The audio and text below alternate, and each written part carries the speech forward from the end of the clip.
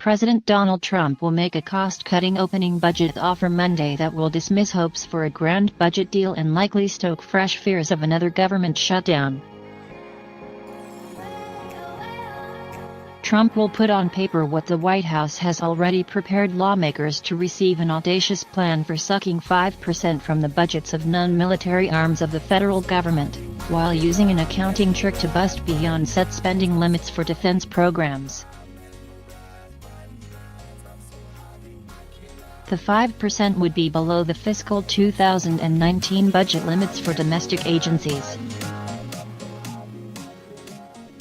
Trump in his budget request also is expected to rekindle partisan feuds over the border wall, project robust economic growth above 3%, take longer to balance the books than Republicans have advocated in the past, and pay for a new Space Force within the Air Force. Although the request is merely a messaging document, the president's posture will contribute to apprehension about a government shutdown, some 7 months before federal funding runs out again on Sept. 30. On Capitol Hill, even Republicans are saying the president will need to come to the realization that the GOP must give some ground this year to Democrats, who hold the House majority and 47 seats in the Senate. But the Trump administration wants to hold fast to its mission to slash spending. Congress wants an automatic big spending deal, and now they're upset because they lost their favorite talking point that the president's budget assumes a caps increase, a senior administration official speaking on background said Saturday, referring to an increase in budget limits set 8 years ago.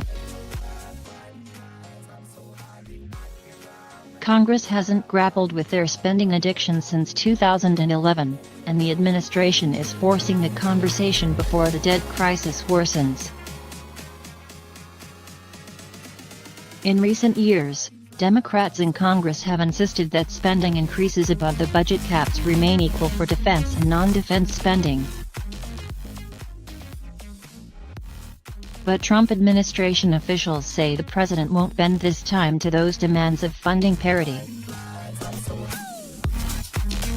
Congressional Republicans say that could produce another stalemate and shutdown. "Sorry, you're elected to deal, you've got to deal," said Rep. Tom Cole, R. Oklahoma, who chairs the spending subcommittee that funds the Departments of Education, Labor, and Health and Human Services. "They're going to all have to compromise. And the longer they delay, the more threatening it will be to the economy, the more likely we are to slide into some sort of confrontation that results in a government shutdown."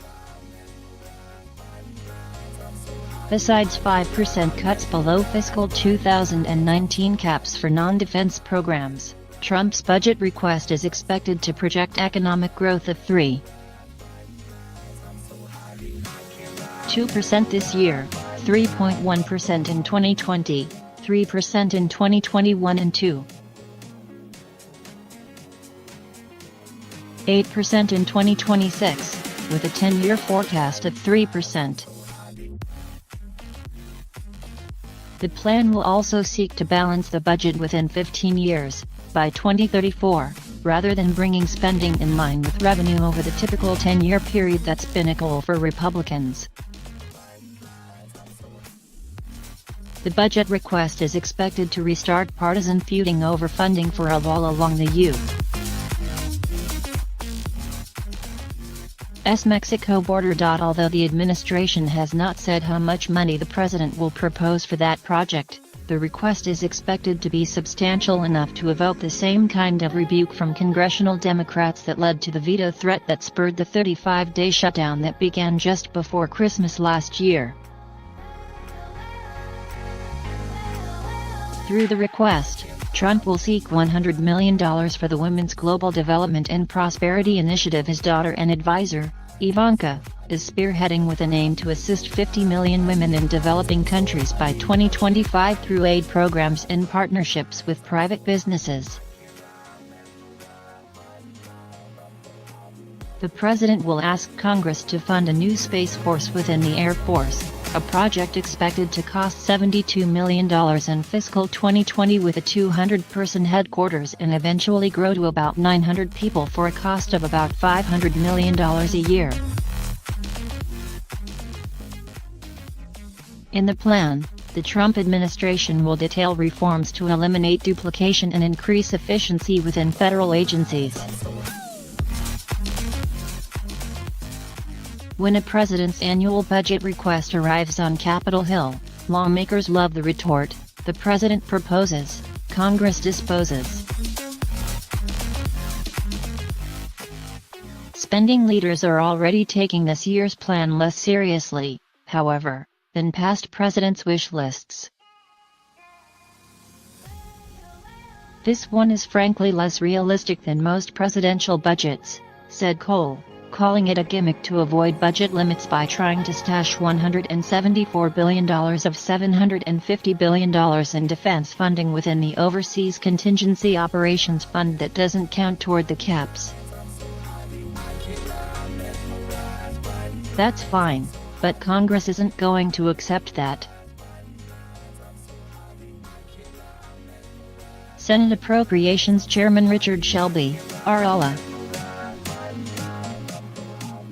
said last week that it would be hard for Congress to find consensus to cut non-defense programs by 5%, as the president seeks. "Plus, you've got the House, too. You've got a third leg of politics," Shelby said. Congress has less than 7 months to pass spending bills to fund the government in fiscal 2020, which begins on Oct. 1. An overarching deal on limits for defense and non-defense funding is the first step in that process. From there, spending leaders can divvy up limits among the 12 annual spending bills, then among each federal department, agency, and program. "We've got to figure out a number," Shelby said. "Ultimately, when we put a bill together, we've got to have some numbers we can agree to." White House Budget Director Russell Vought already signaled that the Trump administration may oppose any congressional deal to raise the budget caps, citing unsustainable levels of borrowing, in an op-ed last month. And it would not be out of the question for Trump to ultimately veto such a deal, if congressional leaders tune out his demands.